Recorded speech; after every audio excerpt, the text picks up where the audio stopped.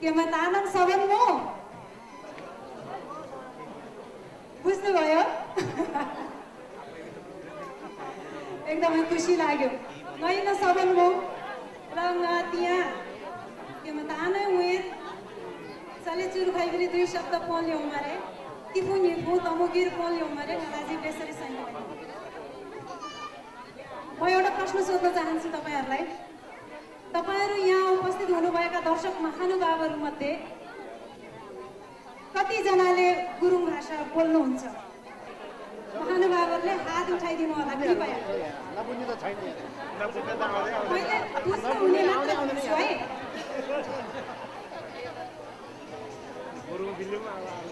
खुसी लाग्यो अघि उठाएको भन्दा अझै आधा हात उठाउनु भएको थियो भने बुझ्नेमा हात उठाउनु भएको थियो भने बोल्नेमा चाहिँ अझै घटेर झन्डै 25% मा चाहिँ पुग्यो यसबाट म के भन्न चाहन्छु मेरो सोचाइ चाहिँ के छ भने हामीले हाम्रो गुरुङ भाषालाई बिर्सदै छौं हामी बुझ्छौं बुझ्नु र व्यवहारमा प्रयोग गर्नु बोल्नुमा फरक छ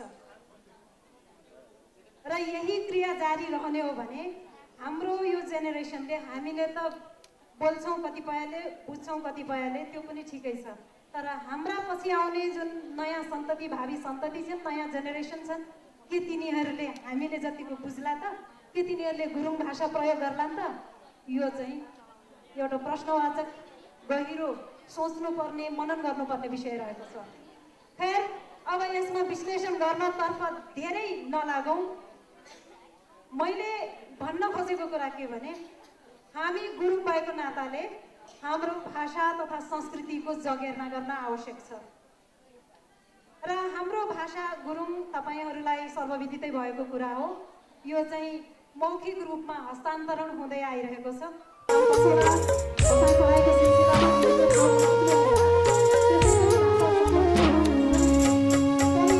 आधी माया क्यों ला आधी माया नाला बालो लले तारे जुनी हरीला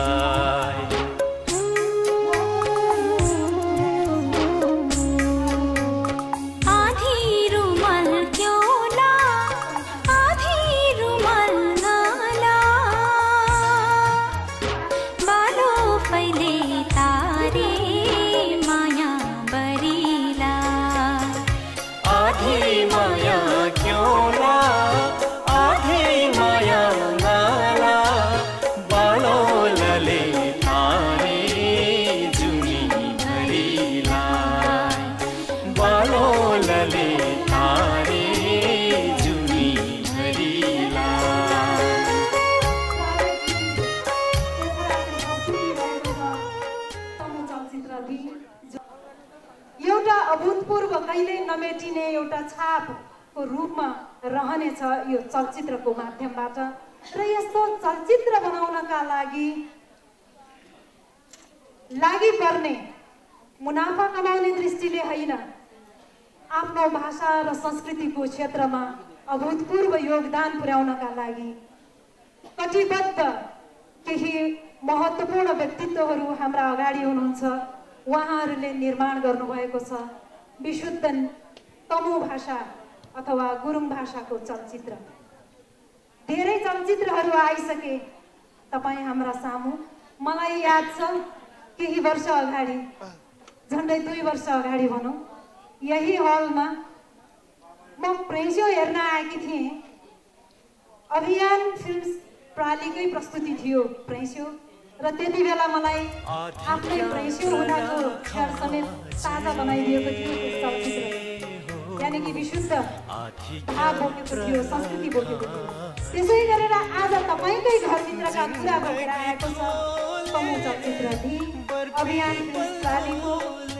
प्रस्तुति रहेको छ यो गुरुङ भाषा र संस्कृतिको प्रतिनिधित्व गर्ने यो चलचित्रमा 5 वटा गीतहरू समावेश गरिएका छन् सबै गीतहरू असाध्यै लोकप्रिय छन् र बजारमा एकदमै ख्याति कमाइसकेको छ श्रोता र दर्शकहरूले मन पराइसक्नु भएको छ सो गीत र सबैभन्दा राम्रो बजार लिएको गीतहरू अहिलेसम्मकै गीतहरूमा उत्कृष्ट मान्नुपर्छ यस चलचित्रका गीतहरू र यो चलचित्रलाई अब युकेमा मात्र नभइकन हङकङ मकाउ र यसै गरी अस्ट्रेलियामा पनि प्रदर्शन गर्ने तयारी भइरहेको छ।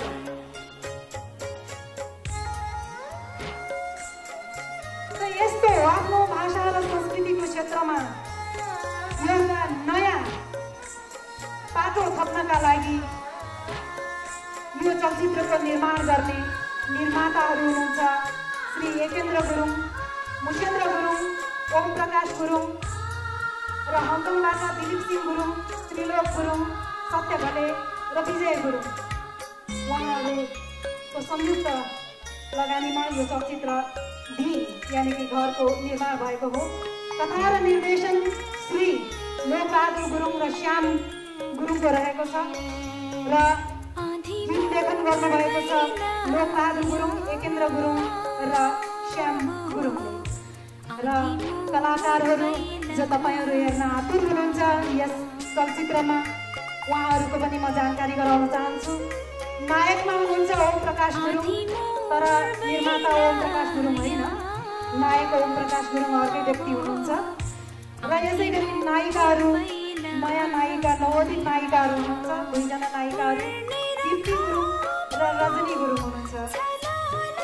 र यस चलचित्रलाई मन पराएर हामीलाई प्रोत्साहन स्वरूप एउटा सन्देश सहित 50 पाउन्डको चन्दा समेत प्राप्त भएको छ। उहाँ हुनुहुन्छ क्याप्टन देव घले। उहाँले यो आफ्नो गुरुङ भाषाको चलचित्रलाई प्रोत्साहन स्वरूप 50 पाउन्ड चन्दा समेत प्रदान गर्नुभएको छ। उहाँप्रति हामी आभार व्यक्त गर्दै धेरै धेरै धन्यवाद ज्ञापन गर्न चाहन्छौँ। र अबेर नगरिकन अब तपाईँहरूको बहुप्रतीक्षित यो चलचित्रलाई प्रदर्शन गर्न हामी लागेका छौँ। कृपया धैर्य धारण गर्नुहोला। र म मञ्चमा अगाडि निम्त्याउन चाहन्छु आजको चलचित्रलाई विधिवत रूपमा समुद्घाटन गर्नका लागि हाम्रा निर्माता मध्येका ओम प्रकाश गुरुङज्यूलाई स्टेजमा मञ्चमा अगाडि आइदिनु हुन म अनुरोध गर्दछु। यसै गरी कमुदी युकेका अध्यक्ष तथा यस चलचित्रका निर्माता हुनुहुन्छ, निर्माता मध्ये एक हुनुहुन्छ श्री मुसेन्द्र गुरुङज्यू, म यहाँलाई पनि अगाडि मञ्चमा आइदिनु हुनका लागि अनुरोध गर्दछु।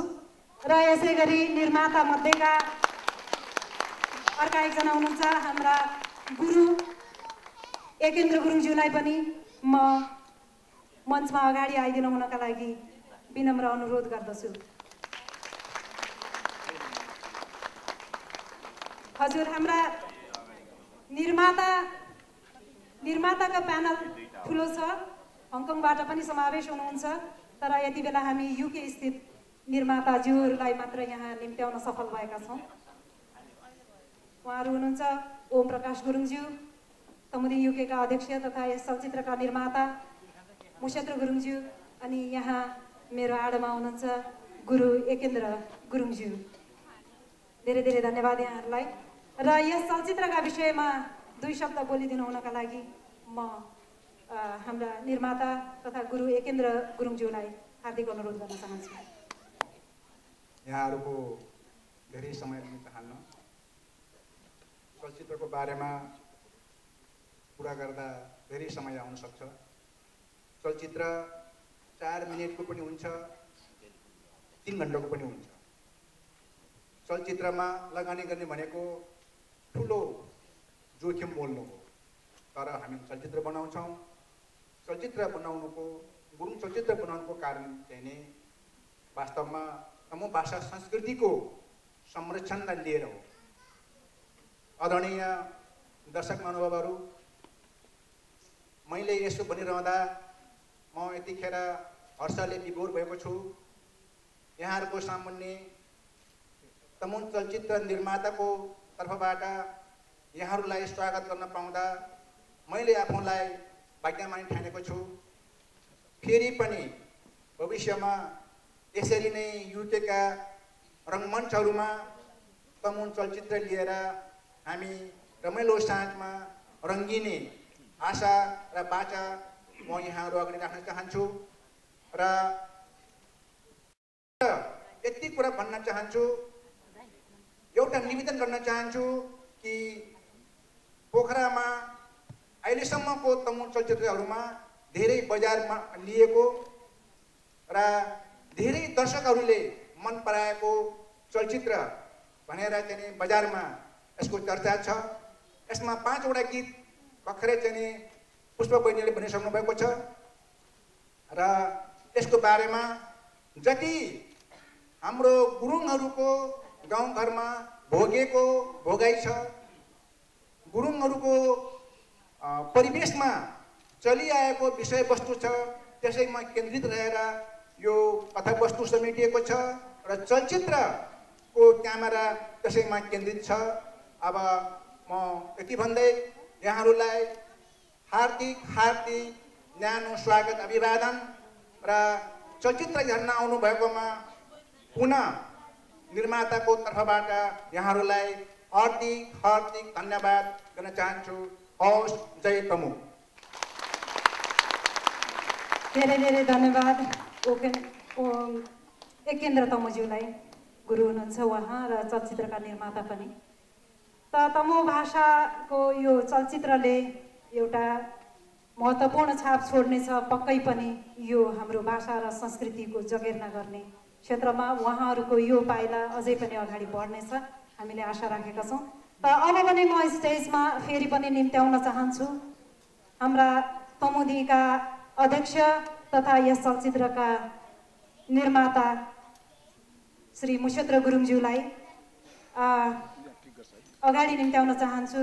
यस चलचित्रको विधिवत रूपमा बटन क्लिक गरेर उद्घाटन गरिदिनु हुनका।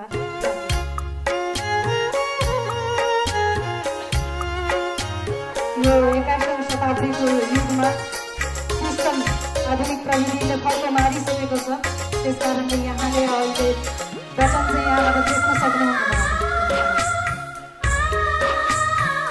अवस्था चलचित्र हेरेर आनन्द लिनुहोला, गुरुङ भाषा बोल्नमा जोड दिनुहोला, भाषा र संस्कृतिको जगेर्ना मेरो आजैदेखि आफ्नो आधी क्या